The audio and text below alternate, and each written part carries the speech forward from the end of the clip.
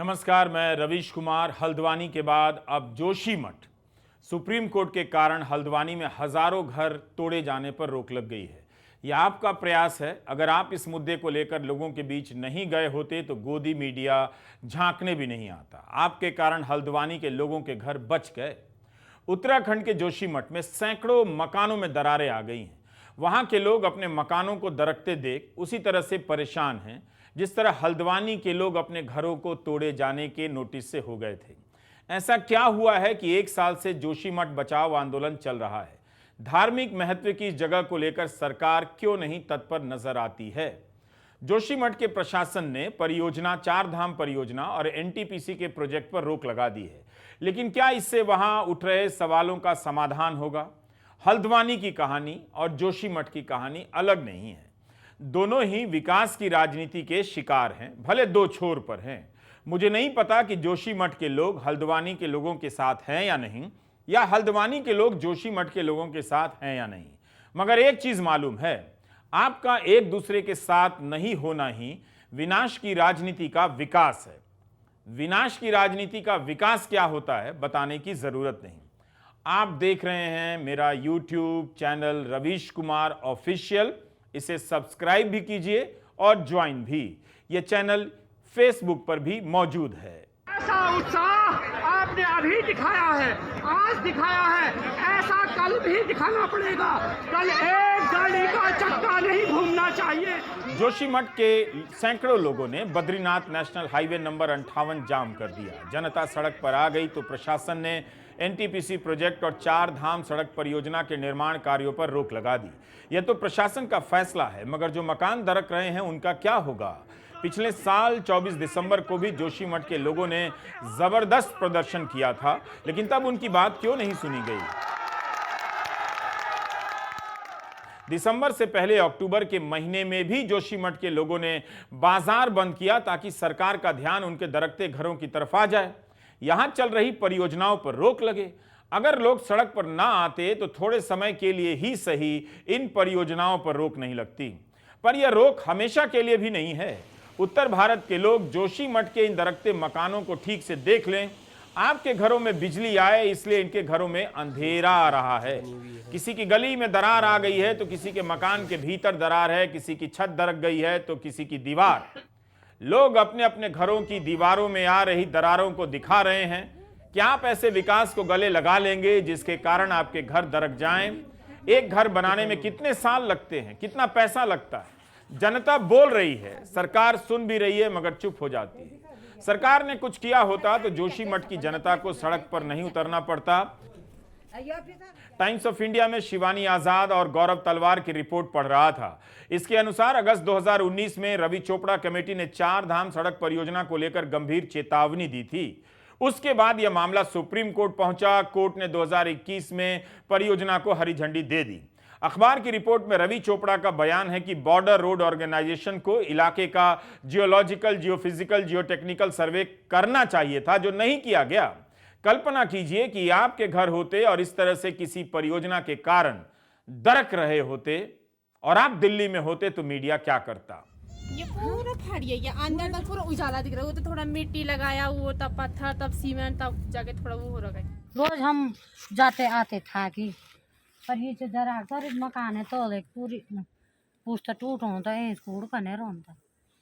और हम तो तनी मर रहे हैं, जमा बोला नहीं चला नहीं, आदमी बूढ़े छ, लड़का मेरे बीमार छ, यो लोड़े में क्या जी कौन मेरे को सुन छ नहीं। ये पूरा फाड़िए, यहाँ देखो, ये पूरा लैंटर फाड़िए। जोशीमठ को लेकर कई रिपोर्ट हैं। 1976 में एमसी मिश्रा कमेटी की रिपोर्ट है, वैज्ञानिक अध्ययन है, प्राकृतिक आपदाओं की भरमार भी है। इसके बाद भी इस इलाके में बेतहाशा भवन निर्माण, विकास परियोजनाओं को होने दिया जा रहा है। फरवरी 2021 में ऋषिगंगा और धौलीगंगा में अचानक बाढ़ आ गई, जिसके कारण एनटीपीसी की सुरंग के एक हिस्से में गाद भर गई, 200 लोग मर गए। हमें नहीं मालूम कि उन 200 लोगों के परिवारों का जीवन कैसे चल रहा है। ऐसी खबरें कितनी जल्दी भुला दी जाती हैं। इस घटना के कुछ ही महीने के बाद यानी दिसंबर 2021 में सुप्रीम कोर्ट ने चार धाम परियोजना को मंजूरी दी। कोर्ट ने कहा चीन के साथ हाल के तनावों को देखते हुए सेना के आने जाने के लिए यह योजना बहुत जरूरी है।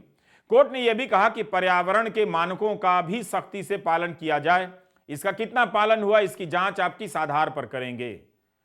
आज उसी चार धाम परियोजना का काम प्रशासन ने बंद किया है। जोशीमठ की कहानी केवल जोशीमठ की नहीं है, यह कहानी देश के कई हिस्सों में दोहराई जा रही है, मगर विकास के नाम पर दबा दी जाती है। 20-25 हजार की आबादी बताई जाती है जोशीमठ की। जोशीमठ बचाओ संघर्ष समिति ने अपनी प्रेस रिलीज में कहा है कि जोशीमठ अनियंत्रित अदूरदर्शी विकास की भेंट चढ़ रहा है। यहाँ के सैकड़ों घर, अस्पताल, सेना के भवन, मंदिर, सड़कें प्रतिदिन धसाव की जद में हैं और यह हर दिन बढ़ रहा है। एक तरफ तपोवन विष्णु गाड़ परियोजना के तहत जो सुरंग बन रही है उसने जमीन को भीतर से खोखला कर दिया है। दूसरी तरफ बाईपास सड़क जोशीमठ की जड़ पर खुदाई करके पूरे शहर को नीचे से हिला रही है। जोशीमठ के स्थानीय प्रशासन ने 1 साल में तमाम बार लिखने कहने के बाद भी घरों का सर्वे नहीं किया, यह लिखा है प्रेस रिलीज में। दिसंबर प्रथम सप्ताह में बहुत जोर डालने पर नगर पालिका को प्रभावितों की गिनती करने के लिए कहा गया, अर्थात आपदा आने पर मरने वालों की गिनती करने के निर्देश दिए गए। प्रेस रिलीज में लिखा है कि सर्वे के बजाय नगर पालिका ने 3000 ऐसे लोगों को चिन्हित कर दिया जो आपदा आने पर प्रभावित हो सकते थे। जोशीमठ बचाओ संघर्ष समिति के अतुल सती ने पिछले दिनों एक प्रेस कॉन्फ्रेंस की थी। हम उसका छोटा सा हिस्सा सुनाना चाहते हैं ताकि आप वहां के हालात के बारे में अंदाजा लगा सकें। जोशीमठ की जनता पिछले साल भर से इस बात को लेकर के चिल्ला रही है। लोग वहां टूटे फूटे घरों में, दरार वाले घरों में लोगों ने अपने घर की छतों को बल्लियों से अटकाया हुआ है। घर की दीवारों की जो दरारें हैं उनको पुराने कपड़ों से पाटा हुआ है और इस तरह से लोग उस ठंड में जो है जीवन बिता रहे हैं। लगातार इस बात की मांग की जा रही है कि उन लोगों का विस्थापन, पुनर्वास किया जाए, उनके लिए जो है तत्काल कोई वैकल्पिक व्यवस्था की जाए। लेकिन साल भर में सरकार पहले तो 14 परिवार प्रभावित थे, उनकी व्यवस्था नहीं कर पाई। आज के दिन पर तो 500 से ज्यादा परिवार उसमें प्रभावित है और किसी भी दिन अगर कोई हल्का सा भूकंप का झटका आया, वो इलाका तो भूकंप के लिए भूकंप संवेदी क्षेत्र है, जोन 5 में है। वहां जो है कभी भी अगर भूकंप का हल्का झटका आया तो सैकड़ों हजारों लोगों का जो है वो सड़क पर आ जाएंगे। बड़ी तबाही की आशंका है। वो कोई छोटा शहर, छोटा गांव नहीं है जहां 10-20 परिवार रहते हो। परिवारों की संख्या ही कम से कम 5000-6000 से ऊपर है। हमारा वीडियो लंबा है, मगर आपके साथ जो लंबा खेल चल रहा है उसे समझने के लिए पूरा देखा कीजिए। जिसका घर टूटने वाला हो उसका दर्द क्या होता है, आप हल्द्वानी के लोगों से पूछिए, और जिसका घर धंसने वाला हो उसका दर्द क्या होता है आप जोशीमठ के लोगों से पूछिए। फिर ट्विटर पर उन लोगों का कलेजा देखिए जो पत्थर का हो चुका है, जहां कई लोग हल्द्वानी के लोगों के घर तोड़े जाने पर मजहब के नाम पर जश्न मना रहे हैं।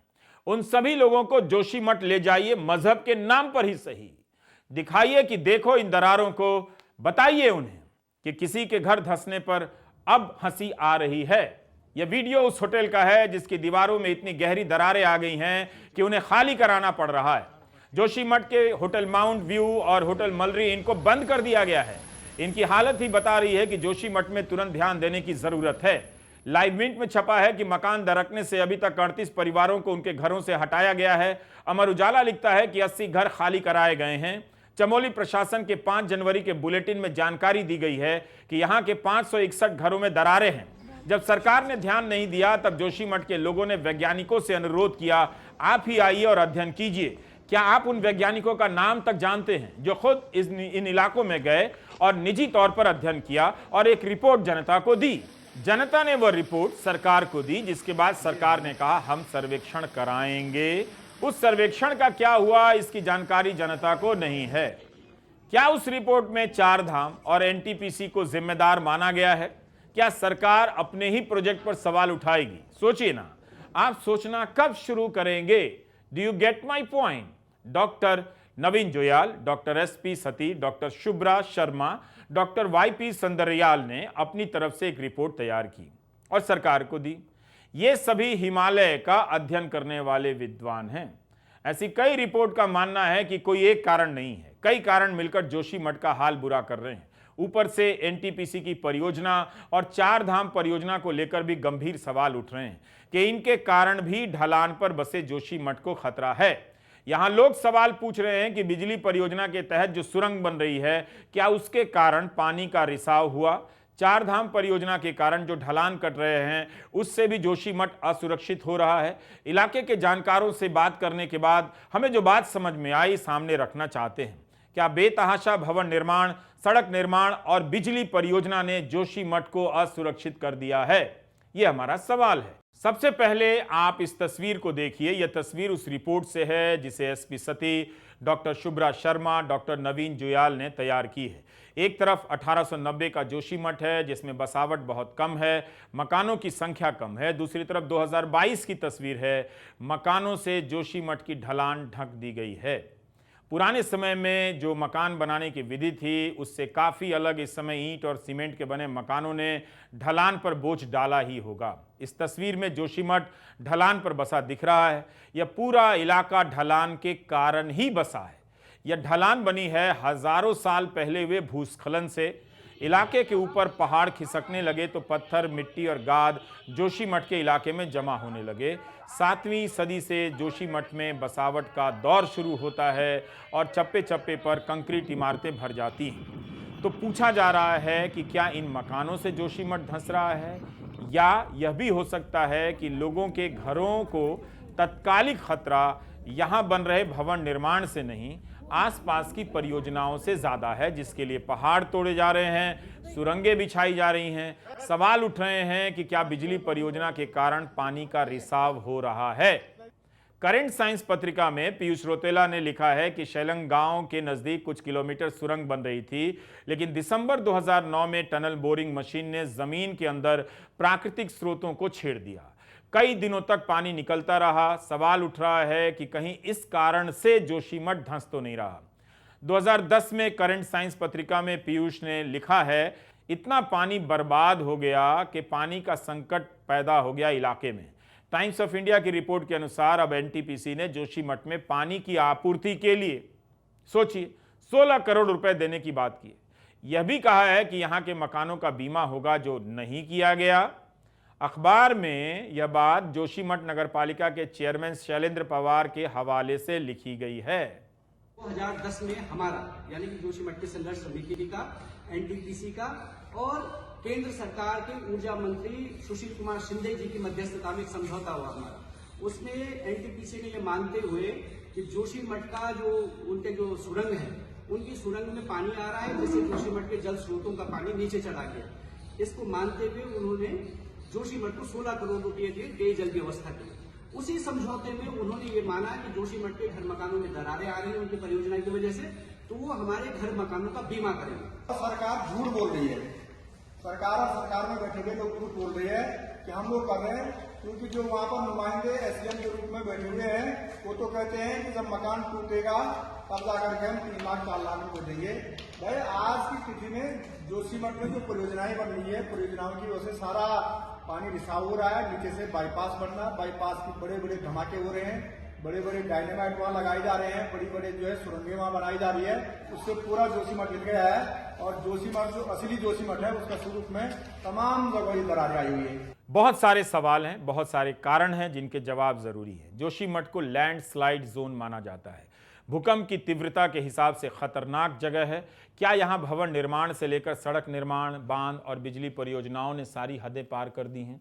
सबको पता है कि जोशीमठ की भौगोलिक स्थिति क्या है। यह इलाका बहुत ठोस नहीं है, इसके बाद भी यहाँ बिजली परियोजनाओं को मंजूरी दी गई है।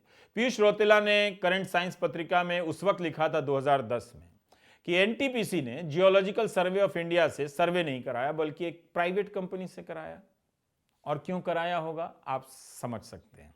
तो हम सब जान रहे हैं, फिर भी अनदेखा कर रहे हैं। ये सबको पता है कि जोशीमठ बहुत संवेदनशील इलाके में है और ये एक पैराग्लेशियल रीजन है, यानी यहाँ पहले ग्लेशियर था जो पिघल गया और उसका मलबा यहाँ पर पड़ा है। उस अस्थाई ज़मीन पर टिके हुए शहर को जिस सावधानी के साथ डील करना चाहिए था वो नहीं किया गया और इसीलिए जोशीमठ आज संकट में है। इसकी वजह क्या है? जोशीमठ के बद्रीनाथ जाने का रास्ता है, जोशीमठ हेमकुंड साहिब जाने का रास्ता है, दोनों बड़े तीर्थ स्थान हैं। जोशीमठ फूलों की घाटी जाने का रास्ता है जो यूनेस्को का वर्ल्ड हेरिटेज है और एक बहुत बड़ा टूरिस्ट सेंटर है और यहाँ पर विंटर स्पोर्ट्स स्कीइंग के लिए भी लोग आते हैं औली में। तो इसलिए ये बड़ा हब बन गया रोजगार का, व्यापार का, और इसलिए यहाँ पर लोग आके बसते गए। लेकिन सरकार ने क्या किया?